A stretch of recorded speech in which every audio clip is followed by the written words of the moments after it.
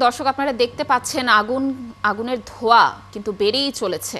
দর্শক আবারও যদি একটু পেছনের দিকে যেতে চাই, আজ দুপুর 2:30-এ এই অগ্নিকাণ্ডের ঘটনা ঘটে এবং কার্গো ভিলেজের একটি অংশে যেখানে আসলে আমদানি করা পণ্যগুলো মজুদ থাকে সেখানেই এই অগ্নিকাণ্ডের ঘটনা ঘটেছে।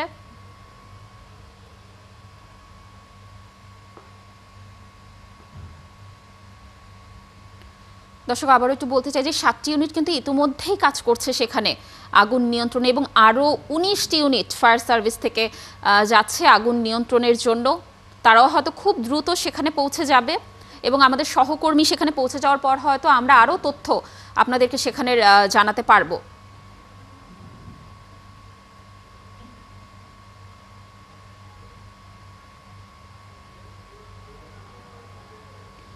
দর্শক আমাদের সহকর্মী ইশতিয়াক সানি পৌঁছে গেছেন ঘটনাস্থলে। সানি, আমি তো এতক্ষণ যতটুকু তথ্য পেয়েছি দর্শকদেরকে জানানোর চেষ্টা করছি। আপনি ঘটনাস্থলে পৌঁছানোর পর কেমন দেখছেন সেখানকার পরিস্থিতি? আপনি জানাবেন, আপনার কাছ থেকে একটু শুনবো সেখানকার তথ্যগুলো।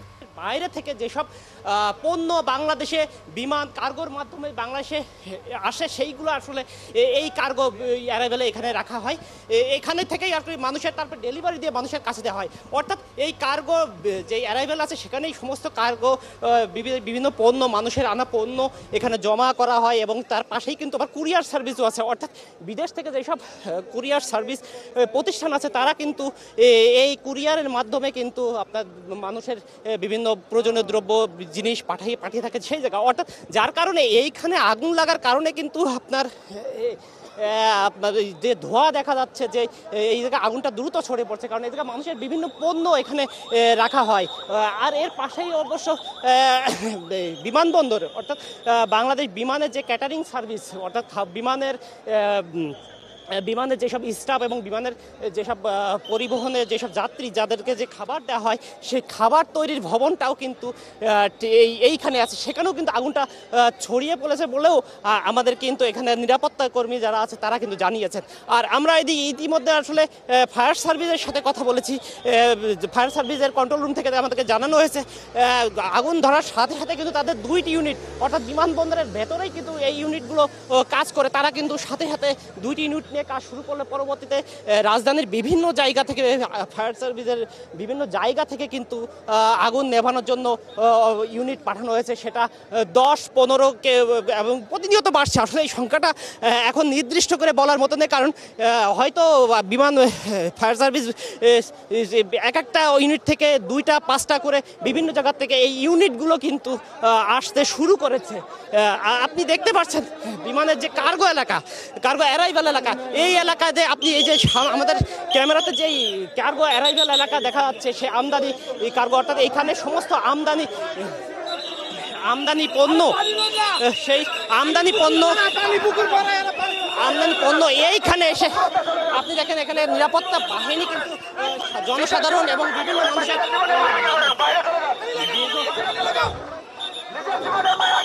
মানুষকে সতর্ক করছে তারা, যাতে তাদের আগুন নেভাতে যাতে কোনো রকম প্রতিবন্ধকতা সৃষ্টি না হয়। কারণ আপনি জানেন যে এই আগুন নেভানোর ক্ষেত্রে যে প্রতিবন্ধকতা, সাধারণ উৎসুক জনতার ভিড়ও কিন্তু আমরা লক্ষ্য করে থাকি, যেখানে কিন্তু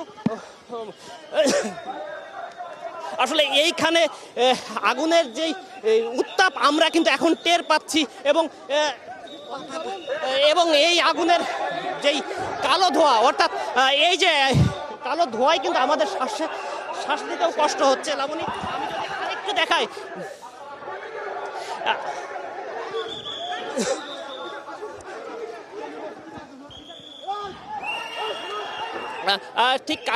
ঠিক এইখানে কার্গোর অসংখ্য এয়ার ফ্রেড ইউনিট থাকে, এখানে কাস্টমস থাকে।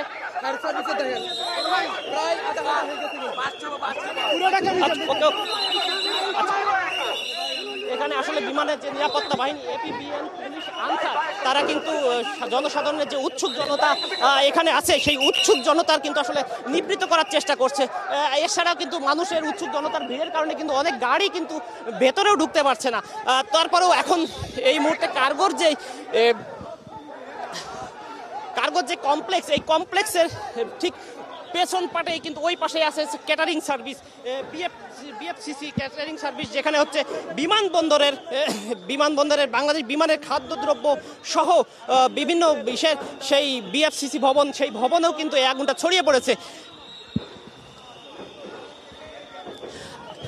লাবণী, আমি ৭১ দর্শকদের আমাদের ক্যামেরার আপনাদের দেখাতে চাই ঠিক এই যেই ভবনটা, যেটা হচ্ছে কার্গো ভবন, অর্থাৎ এটা হচ্ছে অ্যারাইভেল কার্গো, অর্থাৎ এই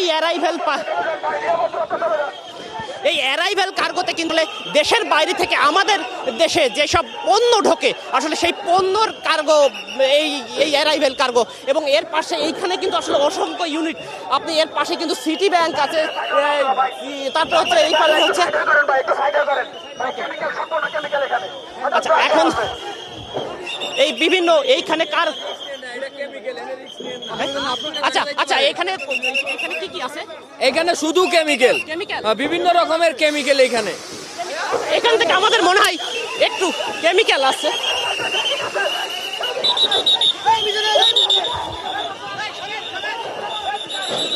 আসলে সাবধানতার জন্য এখানকার যারা নিরাপত্তা কর্মী তারা কিন্তু আমাদেরকে, কারণ হচ্ছে এই কার্গের ভিতর কিন্তু দেশের বিভিন্ন বাইরের দেশ থেকে কিন্তু কেমিক্যালও আসে, অর্থাৎ এই কেমিক্যালের গোডাউন, এখানে কেমিক্যাল রেখে দেওয়া হয় যতদিন পর্যন্ত গ্রাহক আসলে তাদের পণ্যটা বুঝে না নেয় ততদিন পর্যন্ত কিন্তু কেমিক্যালও। আপনি জানেন যে গত পরশুদিন আসলে মিরপুরে একটি কেমিক্যাল গোডানো আগুন, সেটা কত ভয়াবহ হতে পারে, যার কারণে এখনই এখানকার নিরাপত্তা বাহিনী, সাংবাদিক সহ উৎসুক জনতা যারা আছে তাদেরকে এইখান থেকে নিরাপদ দূরত্বে সরাতে অনুরোধ করছে, কারণ কেমিক্যালের আগুনের ধরন আসলে ভিন্ন সেখানে। আর এছাড়া ফায়ার সার্ভিসের কর্মীরা, আমরা এসে দেখেছি ফায়ার সার্ভিস কর্মীরা কিন্তু প্রথমে এখানে নিরাপত্তায় থাকা আনসার সদস্য তাদের সাথে কথা বলেছেন যে কী ধরনের কেমিক্যাল আছে, কারণ কেমিক্যালের চরিত্র কিন্তু আপনার একটু ভিন্ন, কারণ এখানে কিন্তু পানি, যদি ফায়ার সার্ভিস পানি দিয়ে থাকে সেই কেমিক্যালের কিন্তু আরও ভয়াবহতা কিন্তু বাড়তে থাকবে, যার কারণে ফায়ার সার্ভিস এসেই প্রথমে কেমিক্যালের চরিত্র জানার চেষ্টা করছে, তারপরেও কিন্তু আসলে সঠিক তথ্য তারা পাচ্ছে না, কারণ তার ভিতরে কী ধরনের কেমিক্যাল তার তথ্য জেনে যে আগুন নির্বাপনের ব্যবস্থা করবে সেটি তথ্যটাও আসলে এখন এই মুহূর্তে এই জরুরি মুহূর্তে আসলে সেটাও জানা সম্ভব হচ্ছে না। আপনি দেখতে পাচ্ছেন আর একটি ইউনিট ফায়ার সার্ভিসের আরও ইউনিট আসলে আসলে প্রতিনিয়তই ঢাকার বিভিন্ন জায়গাতে, যেহেতু এটা বিমানবন্দর, আপনি জানেন এটা অত্যন্ত একটা রাষ্ট্রের জন্য খুবই গুরুত্বপূর্ণ, বিশেষ করে বিমানবন্দর, কারণ এই বিমানবন্দরের সাথে আমাদের দেশে প্রবাসে যেসব প্রবাসী ভাইরা আছে তারাও কিন্তু এই বিমানের সাথে রিলেটেড, কারণ তারা বিমানবন্দরের সম্পর্কে খোঁজখবর রাখে, যার কারণে অসংখ্য মানুষের হয়তো আজ প্রবাসে যাওয়ার কথা ছিল, দেশের বাইরে যাওয়ার কথা ছিল, অথচ দেশে আসা ছিল, তারা কিন্তু হয়তো বিমানের যে টার্মিনাল সেদিক কিন্তু আসলে ঠিক আছে, কারণ এই টার্মিনালের এইটা হচ্ছে সম্পূর্ণ অন্য পাশে, টার্মিনালের পেছনের পার্টটা এই অংশে আসলে এই অংশে কার্গো সাইড, অর্থাৎ আগুনটা লেগেছে আসলে কার্গো সাইডে, যে সাইডে হচ্ছে কার্গো, অর্থাৎ বিমান থেকে বাইরের দেশ থেকে আমাদের যেসব পণ্য বাংলাদেশে ঢুকে সেই পণ্যগুলো যেই রাখার যে জায়গাটা কার্গো ভিলেজ, সেই কার্গো ভিলেজে এসে আগুন লেগেছে। এই আগুনটা কিন্তু আস্তে আস্তে কিন্তু আমরা দেখতে পাচ্ছি যে আসলে ছড়িয়ে যাচ্ছে, অর্থাৎ এর পাশে বিএফসিসি ভবন, ক্যাটারিং ভবন, অর্থাৎ বাংলাদেশ বিমানের যে ক্যাটারিং সার্ভিসের ভবন আছে সেখানে কিন্তু এই আগুনটা আসলে ছড়িয়ে গেছে বলেও নিরাপত্তা সাথে যারা জড়িত তারা আমাদেরকে জানিয়েছে। এছাড়া এখানে দায়িত্বরত আনসার আমাদেরকে যেটা জানাচ্ছিলেন যে এই যে কার্গোর যেই জায়গাটা, এখানে আসলে কেমিক্যালেরও অস্তিত্ব আছে বলে তারাও আমাদেরকে একটা ধারণা দিয়েছে, যার কারণে এইখানে কিন্তু আসলে দর্শনার্থী তো সাংবাদিকদের সেখান থেকে সরিয়ে দেওয়া হচ্ছে, কারণ কেমিক্যাল এটা আসলে বিস্ফোরিত হতে পারে, আবার আগুন আসলে সেইটা আগুনের মাত্রাও কিন্তু সেখানে বেরিয়ে যেতে পারে। আসলে আপনাদের কাছে জানাচ্ছি, আমরা যেখানে আছি এখানে কিন্তু আসলে আমাদের আগুনের যে ধোঁয়া, কালো ধোঁয়া সহ এখানে আসলে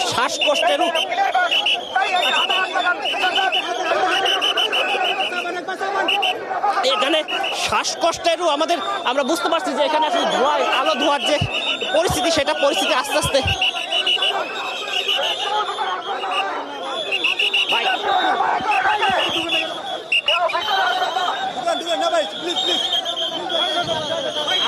আপনি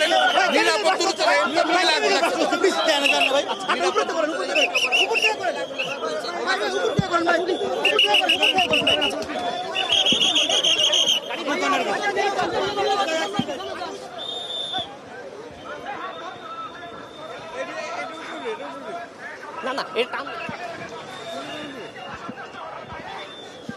লাবণী আসলে আসলে এখানে সম্পূর্ণভাবে কথা বলাও আসলে একটু সমস্যা হচ্ছে দর্শকদের কাছে, আমি দুঃখিত। আসলে এখানে আমাদেরকে আইন শৃঙ্খলা বাহিনী আসলে একটা নির্দিষ্ট দূরত্ব, আমরা আসলে নির্দিষ্ট দূরত্বেই আছি, তারপরেও তারা যেহেতু গোডাউনে কেমিক্যালের অস্তিত্ব তারা জানতে পেরেছে, যার কারণে হচ্ছে সংবাদ মাধ্যম কর্মী সহ আইন শৃঙ্খলা বাহিনীও একটা নির্দিষ্ট দূরত্ব বজায় রাখছে।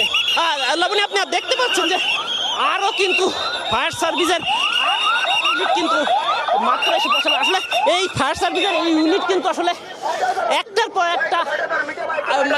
একটা এখানে প্রবেশ করছে। আসলে বিমানবন্দরের যে গুরুত্ব অনুযায়ী আসলে এই ফায়ার সার্ভিসের এই আগুনটা আসলে কত দূর যাবে, কত দূর, যার কারণে এখনো সেই তথ্য না জানা থাকলেও আসলে সারা থেকে আপনার সারা ঢাকা রাজধানীর বিভিন্ন জায়গা থেকে তারা কিন্তু